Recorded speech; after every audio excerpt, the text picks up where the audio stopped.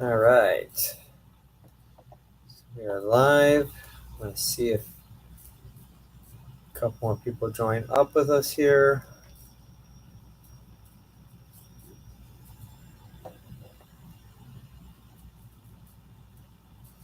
Awesome. It's looking good, guys. All right, so we're going to go ahead and get started here. A couple of housekeeping components as we get going here. We haven't done one of these webinars in a while, just been busy, and we always try to find content that everybody likes. So if you guys would like us to do more of these webinars, or there's a specific topic you guys are interested, we'd love to hear from you. The best way, most efficient way is actually to email us with topic ideas, things you guys would like to hear about, things that would just be encouraging and educational to you. We definitely like to do that.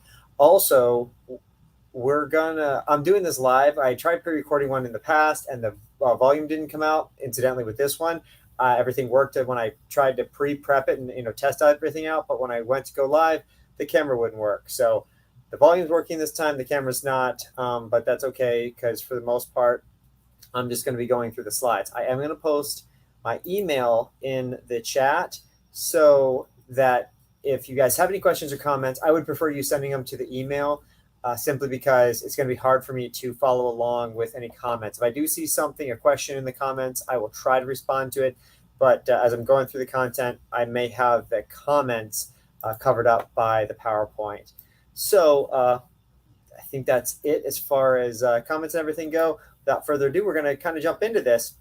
So our topic tonight is sun safety. We're going to kind of be rolling over a few aspects of it, what we can do to prevent sun damage, and how we can stay safe in the sun, especially here in Florida. One of the big components that we run into is that lately we're having a lot of transient people. People respond differently to the sun in Florida than they may in the Midwest, the Northeast, places they may be moving down from. So that's one of the reasons and the impetuses that started us thinking about doing this as a webinar.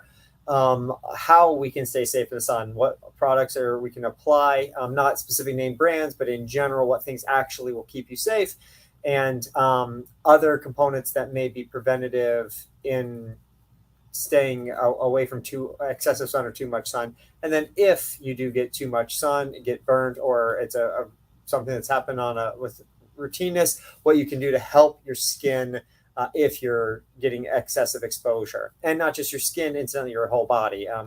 As we know, getting a sunburn creates free radicals, and that can cause more than just skin damage. So without further ado, then we will get started here.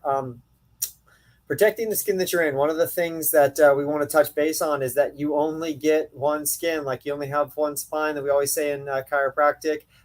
It's so much better to be proactive with protecting it than reactive with protecting it. It's really, really is hard to undo sun damage that's been excessive. So we are going to talk about more so being proactive with sun safety today. What do you need to know about vitamin D? This is a topic that's kind of near and dear to my heart. One of the questions that comes up when talking about protecting your skin or covering up your skin or reducing UV exposure is, aren't you also limiting or reducing UV production? We make our own vitamin D, so why are we reducing that? Well, it's a cost-benefit ratio. We're going to get into a little bit what you could do or how your body could produce a good vitamin D. But the long and the short of it is, yes, when we are outside exposed to UV light, we do produce our own vitamin D. How much vitamin D we produce is based on the percentage of skin exposure. So even if you're outside, typically the average American only has about 10% of skin exposure, which means you're not really exposing enough of your skin to produce an adequate amount of vitamin D anyways when you're outside. You have to be pretty exposed, meaning like, okay, a pair of shorts and a top that actually doesn't cover most of your torso is what you need to do, and to produce adequate amounts of vitamin D on a daily basis. You have to have that much skin exposure for several hours a day, every day. Well, when we have that much skin exposure and that for those durations, don't we get into doing potential sun damage? One of the things that we don't really think about nowadays is that instead of producing a progressive amount of sun exposure, we just go and do full exposure for an isolated period of time when our skin's not ready for it. So if you think back, okay, before we were spending a vast majority of our days indoors, we would develop melatonin or skin coloring progressively over time. The melatonin is a natural skin protection. When you have that natural skin protection already there and you're always reinforcing it, you can produce enough vitamin D and it's not as detrimental to your skin. What we typically see happen though is people get burnt, then they lose a lot of that protective component. And actually, the burn isn't an adequate amount of melatonin, although it does pigment your skin really quickly. But then we go inside for prolonged periods of time for multiple days on end, and we go outside for a prolonged exposure. Again, instead of building up melatonin, we're actually just causing a repetitive burning, which is skin damage. It's not skin protection. And so the amount of vitamin D you typically get for the amount of exposure time you can usually get, the cost benefit ratio, just it's hardly there anymore for a vast majority of people. You're better off taking supplement vitamin D. And ironically, even 8 years ago, I wouldn't have said that. I'm all about getting it from natural sources. The fact that we do create it, you think, why don't we just get it from those sources? The reality is we just don't have enough regular exposure to create a melatonin level that's safe and a vitamin D absorption rate. They're getting enough vitamin D production rate that's adequate for us. So getting a quality vitamin D and a bioavailable vitamin D is usually typically better than trying to play that balance with just how much sun can we get. So sunscreen, this is going to be one of the main topics for you. Is one of the main protection from the sun, excessive UV exposure, is sunscreen. This again can be a controversial topic. There's a lot of stuff and a lot of sunscreen, so there's plenty of garbage sunscreen out there. You definitely have to be careful with what you're putting on your skin. Your skin is the largest organ in your body. It will absorb a vast majority of what you put on it. So sun safe brands that have good quality UV protection and don't have harmful synthetic chemicals is a fine line that we walk. I'm not going to give specific brands. I've seen good brands that then start putting stuff into it. I've heard of good brands that, when I've looked into them, I don't think they're actually as good as they are. Sun Bum is one. So there are some good ones out there, but you got to look at the ingredients. Realistically, turn it over, read the label. You want a lot natural oils in a lot of them. Zinc oxide is one of the things that has a lot of UV protections. That's typically one that a lot of surfers will use. But you don't want parabens, you don't want fake plastics in your sunscreen. A lot of other shelf stabilizing chemicals don't end up helping your body. They just make the sunscreen last longer on the shelf. So, you need to do your research to find out which sunscreens actually have quality chemicals that don't have just a ton of things just to keep them shelf stable and aren't actually quality for your skin. The next component is UVB versus UVA. There are different types of UV rays, and both of them have components that can burn you, not burn you, can cause skin damage. UVB is actually the one that will cause sunburn. So think of B for burn, and you'll remember UVB are the ones that people usually worry about. But that's not the only one that can cause skin damage. Most sunscreens focus on UVB. When you're looking at your your sunscreen, you want what's called broad spectrum. You want stuff that covers UVB and UVA. UVA, what it does is it actually breaks down the basement membrane of your dermis, your skin. It's what causes premature wrinkling or a lot of excessive wrinkling. Both can cause different forms of cancer. So it's not that like only one can create carcinogenic components. They do different things. Again, the vast majority of sunscreens focus on the UVB. Typically, if it only focuses on one, so the broad spectrum will hopefully should cover both. And that's the one you want to look for in a quality sunscreen. Applying and reapplying. This is one of the things we do hear from people who move down. It's like, oh, well, when I lived, up north, we'd go out on the boat, on the lake.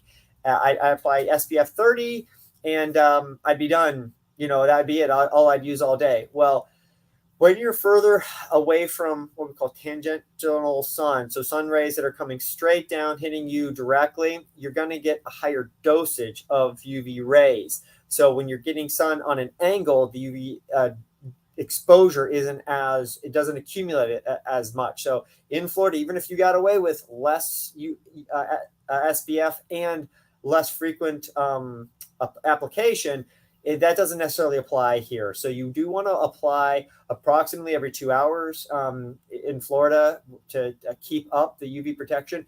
And realistically, if you're going to be a full exposure, like being out of the beach, being out on a boat, you typically want something around SPS 50 or a little bit more to have that adequate protection layer.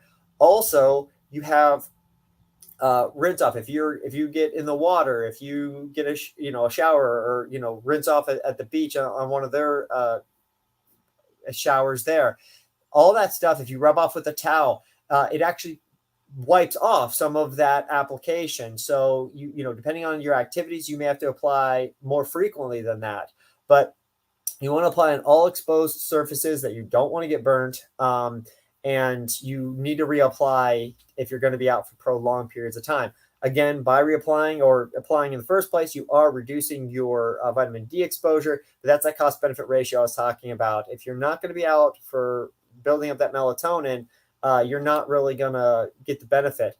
By applying sunscreen, you actually won't be building up that melatonin. You actually will build a little bit up underneath the sunscreen, but it does reduce the rate at which you apply. You will build up that melatonin, that pigmenting of your skin. So this is to legitimately stop any UV and thus stop your body's reaction to what exposure to sunlight will do.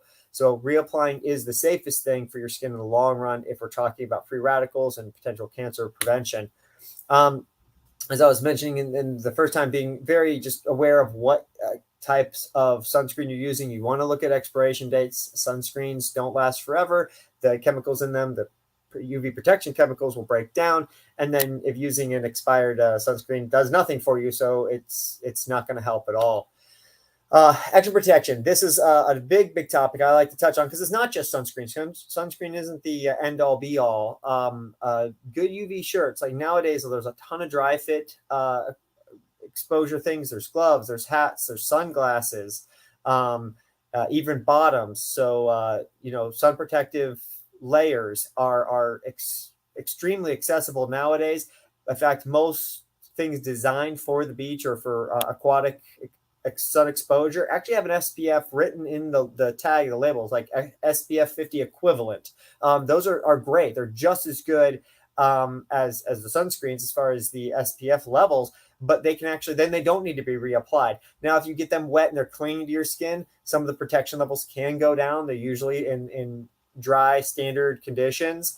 But I actually really like just being in the shade, under either a hat or some kind of covering, and shirts and other equipment that you put on, or other clothing that you put on that has SPF protection. Now, again, does it have full coverage? Okay, long sleeve shirts are great, but your hands are so exposed. Yeah, a hat may be awesome, but okay, are you getting sun on the backside? You have to be aware of those components. But clothing wear, outerwear, can be a great way to protect yourself from excessive sun exposure. So doesn't just have to be reliant on sunscreen. I'm a huge proponent for extra layers or extra external protection outside of the sunscreen.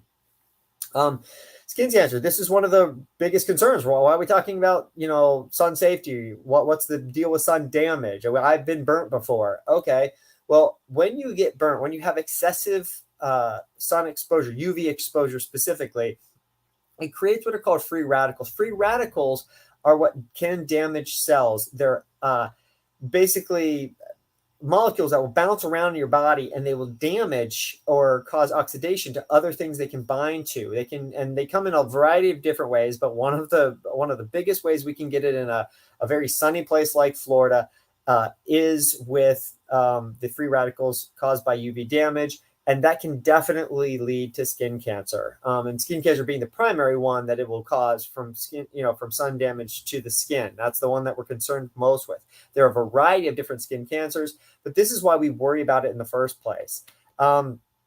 when we're talking about, we're going to kind of revisit the skin cancer and some of the attributes that we can hopefully help work away from, whether you've gotten too much sun damage or just why we should protect us.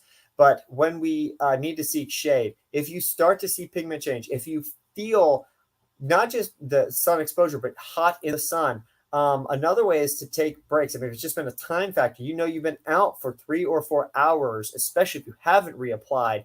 Seeking shade, getting out of the sun is probably the best thing to do.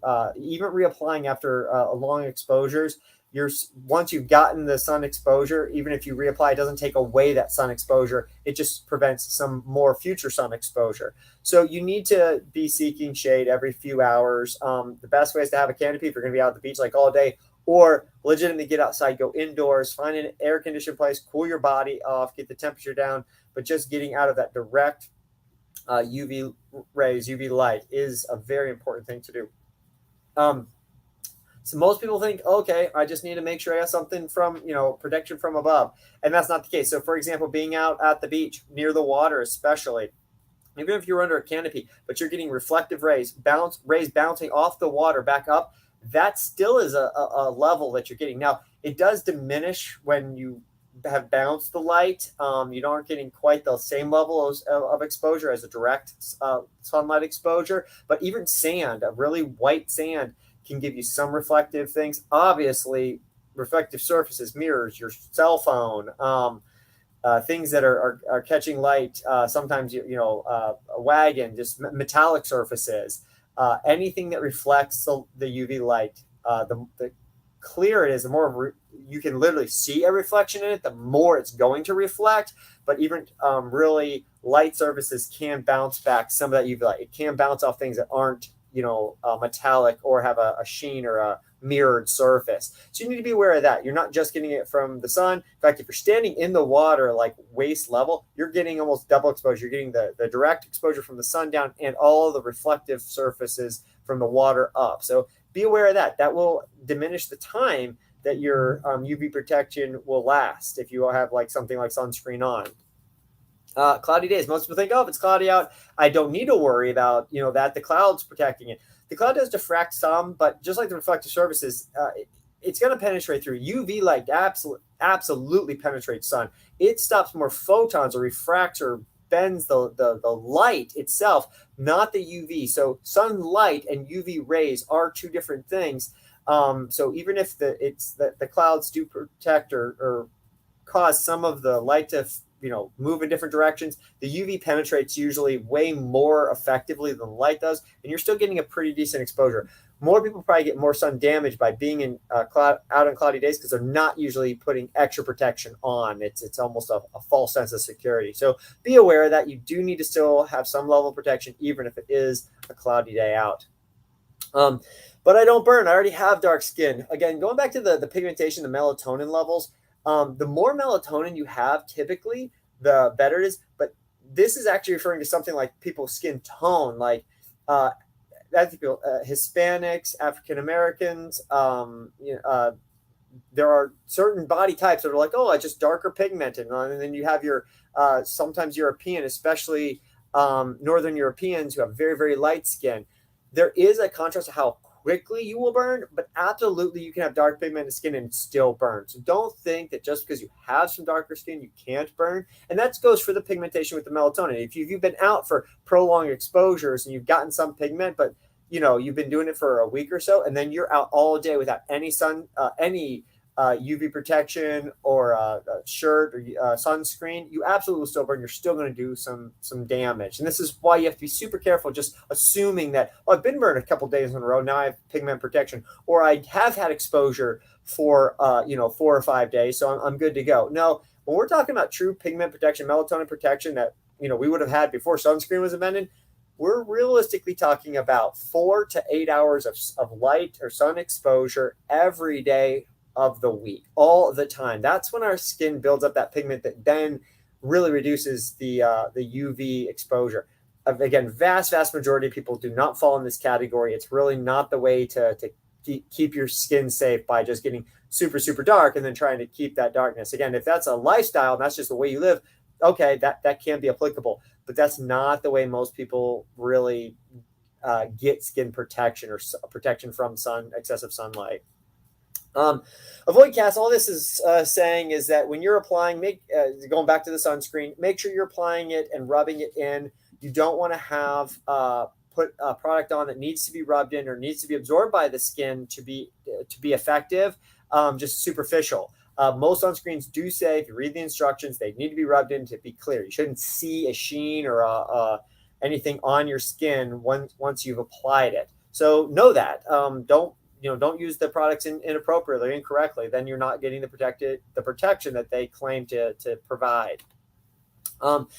This is one I'm not going to spend too much time on. Regular skin checks. Most people don't know really what they're looking for when they're checking themselves out. If you have excessive red spots, I don't mean burnt, but like excessive red or sensitive spots, yes, you want to maybe keep an eye on that. Make sure that goes away, or apply some kind of ointment like skin, like Neosporin, some Skin Aid, or aloe. Aloe as a natural one, I love. Aloe is a fantastic one. We'll talk about that in just a minute. But this is mostly for bigger things. Like, for example, if you have a mole, if you notice them getting excessively darker or changing shapes, any real quick change in your skin, you want to have that checked out by a professional. Don't mess with that. If you let it go, it can, and it is cancerous, it can metastasize, and now you're dealing with multiple problems, not just a potential skin cancer problem.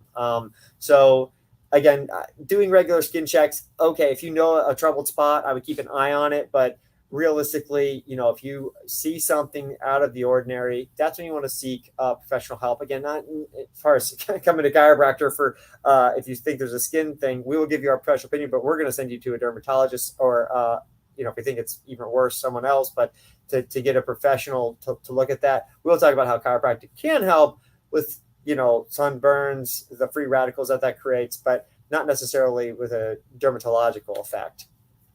What about indoor tanning beds, stuff like that? Again, they actually have a lot of UV, and you'll actually see in some of the tan beds, no UVB or whatever, no UVA.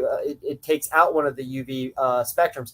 Both will have their detrimental effects. Using them too much will absolutely cause it. That's why spray tan, became a thing that was real popular, in the past several years, probably over a decade ago, because now you're not getting the UV components. There may be other chemicals in that I'm not aware of, but yeah, tanning indoors can have just as much detrimental effects, or just as much damaging effects, and creating just as many free radicals as the natural UV exposure you get from the sun. These other forms of tanning, I'm not even going to touch on that. You're just talking about different components. So don't, if you're looking for an artificial tan, there are safer products out there. But, if you just go for low levels of exposure, you can get a tan without doing too much skin damage. Don't be out excessively, or the repeat exposures can both be a problem. Taking note of your location, just be aware of this. Most people think, when I'm at the beach, when I'm out on the boat, when I'm in the water or on the water, those are the places I need to worry about. No, I mean, if you're at a theme park, if you're out at a park for the day with your friends, your kids, it's summer, you're going out and you're going to be out for excessive hours. You got to remember, most people spend most of their time indoors now. So any place where you're going to be outside for extended periods of time, basically more than 2 hours, you need to take skin safety into consideration. So just be aware of that. Don't take for granted the fact that you're not going to the beach, and so that it's not an issue. Keeping well hydrated. Again, this is on the metabolic side incredibly important. We just got done with our hydration challenge about a month ago, and it's super important, especially in Florida. You have to stay super hydrated in Florida. You will get dehydrated. When you get dehydrated, it will steal water from your dermis, from the skin, and that will cause skin damage to be exacerbated. It'll cause more damage more quickly. So staying well hydrated is an indirect benefit of keeping your skin safe. It's not the most effective way, but it does still help, and it's always a good thing, especially in Florida. Dehydration is a real thing. Don't get to that point. We're going to skip over the preventing peeling.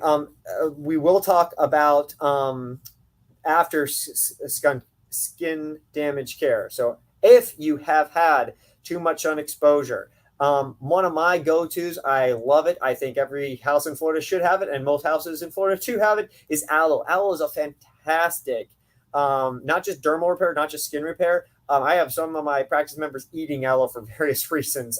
It's good for free radical damage. But again, it's not a cure-all. You can't just put aloe on if you and say, okay, I'll get burnt. I'll just cover myself with aloe for a few days. Does it help? Absolutely. Does it help not just with preventing peeling and preventing irritation of the skin? Yes, there are some more free radical binding components that it does, but it is superficial. And if you are eating it, you're getting some of the internal benefits, but it's not the most free radical binding thing you could possibly do. It is a good component, though. Other oils, so like coconut oil, some other various, I'm sorry, not aloe, avocado oil. There are some other good skin oils that can help the skin rehydrate it and give it some irritation, like lessen irritation. None of them really do a ton for the free radical damage. They can help with the skin, the basement membrane, so the UVA rays that cause you to have wrinkles, they can help with that damage to some degree.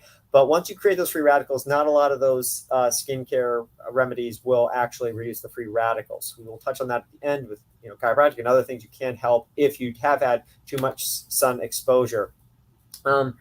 To help your sunburn heal faster, just utilize those ones that we just talked about. Aloe is one of my favorites. It's my absolute go-to. But other oils that can help reduce the skin damage will help your skin heal faster. I don't think any really more so than aloe, though.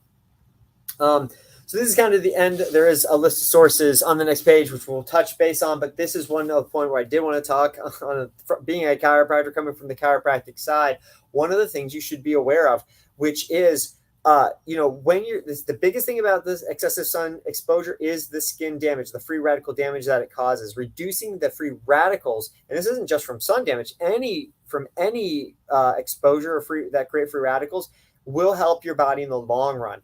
Phytochemicals are one of the best things you can do for that. So this is the blueberries, the strawberries, the really bright colored berries, or not just berries, your leafy greens, a lot of the good fruits and vegetables, the cabbages that have the phytochemicals in them, all are really, really good. This is where a lot of superfoods come from. When you hear superfoods, it's because they have these phytochemicals, and not just, they have typically a lot of good vitamins and minerals, but we're specifically talking about the phytochemicals, which bind up free radicals. Now, chiropractic is really cool when it comes in. One of the indirect benefits of getting adjusted is it actually increases your body's metabolic reactivity to free radicals. It causes your body to step up its availability of binding up free radicals. So a well-adjusted person will have a better ability to reduce the damage done by excessive sun or any excessive free radical exposure. Now, granted, it's not going to reduce a sunburn any faster. It's not going to stop. If you find you have a mole that's starting to do weird things, or you do find out that you have some form of skin cancer, that's a reactionary component. That's not a proactive way of treating your body. So this is an indirect benefit of getting adjusted. Like so many components, chiropractic is designed to help your body just live and function at a healthier level. So by getting adjusted, it does help with potential damage that you may get from excessive sun exposure, along with potential damage you would get from any other free radical component. So kind of just in wrapping up, we are always about just living a healthy lifestyle, being as proactive with our health as possible. We'd happily answer any questions if you email me. Again, I put in the chat, but my email, drneilheim@gmail.com. Ask us some questions. Bring it up when you come to get your next adjustment. We're always here to help you guys in any way possible. So, just as we are moving forward with the rest of the summer, you guys be safe when you are out in the sun. If something does come up and you have a question about it, definitely ask. And always use this as a resource. I hope you guys have a wonderful evening and stay safe out there. Have a great day.